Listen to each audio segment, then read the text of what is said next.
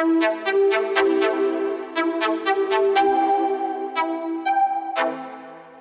your host, Andrea Bazemore, and welcome to another episode of The Black Apple, where we talk about education and social justice in the classroom.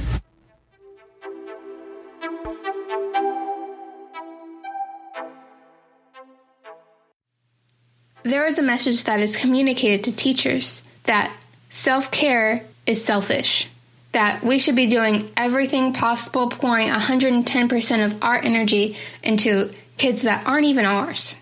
And when we take a moment, when we take a day to sit back, reflect, and collect all of our thoughts, it is deemed to be selfish. Because in order to love our students, we have to make sure that we love ourselves first.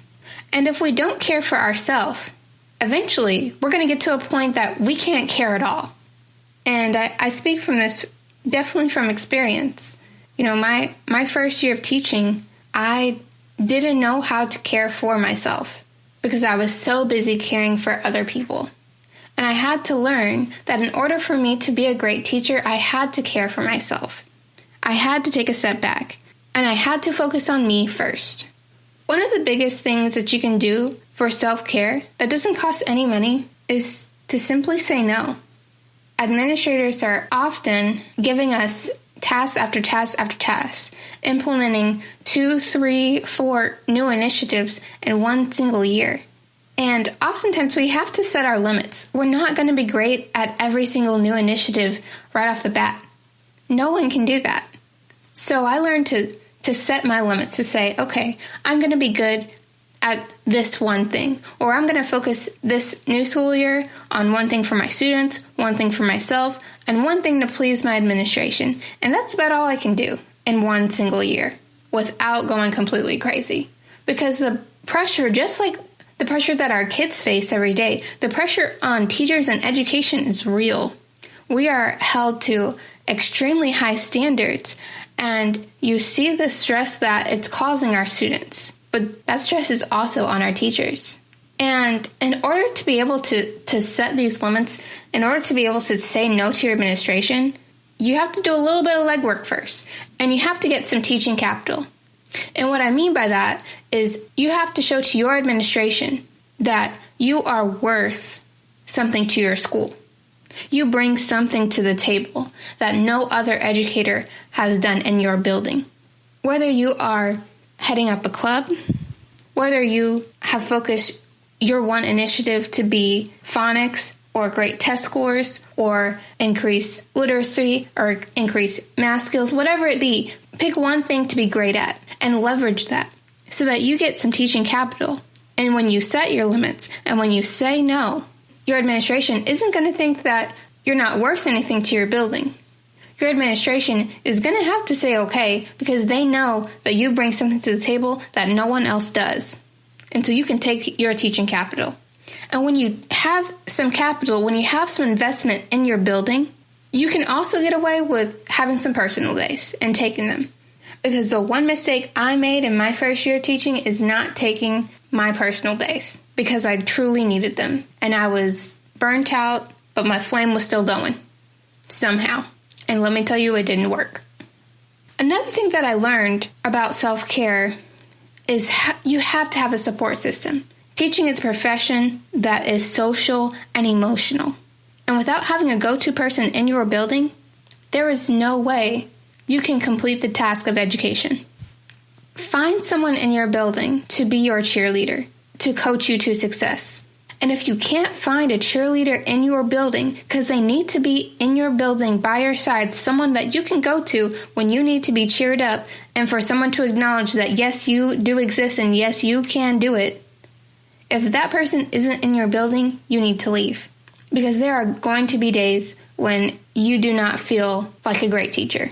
And you need someone on your side who's got your back. And once you have your cheerleader, you also need someone who can listen to you.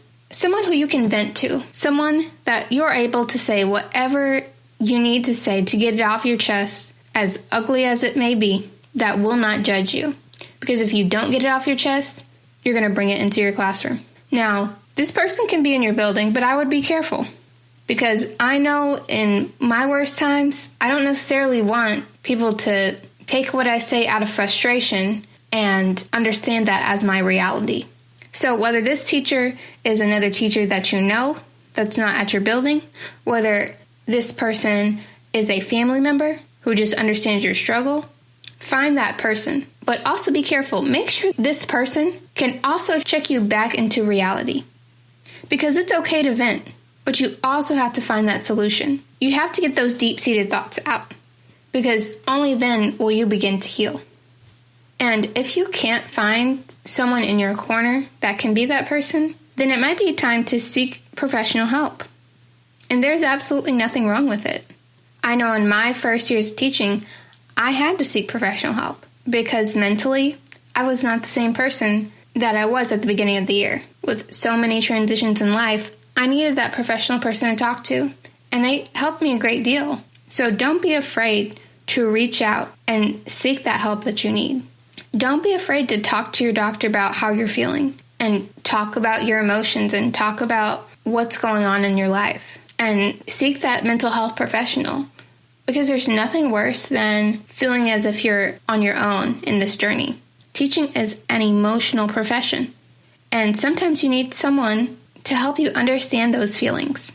And once you've had your support system, you need to evaluate the situation that you're in. Teaching is not for everyone, but if you find yourself at the end of the year not being able to cope with your current situation, you need to evaluate whether that is a system that is inside your school, inside your district, or inside yourself.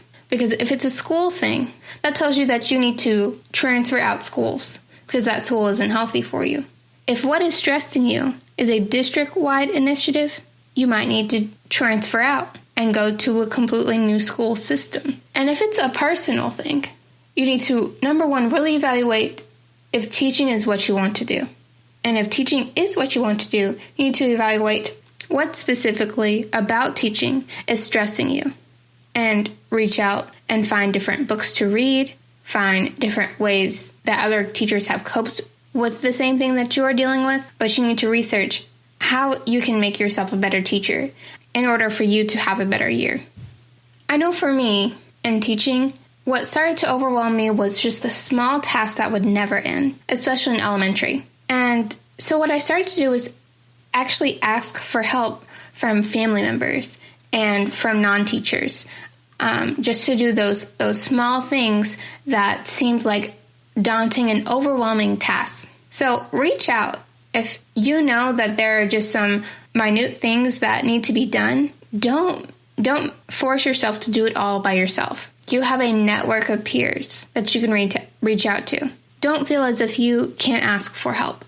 And at the end of the day, if you are evaluating your situation and you know it's not healthy for you, it is okay to step away. It doesn't matter what kind of judgments you feel you may have on you. If you are suffering, step away. Because it's okay to struggle, but no one should ever suffer.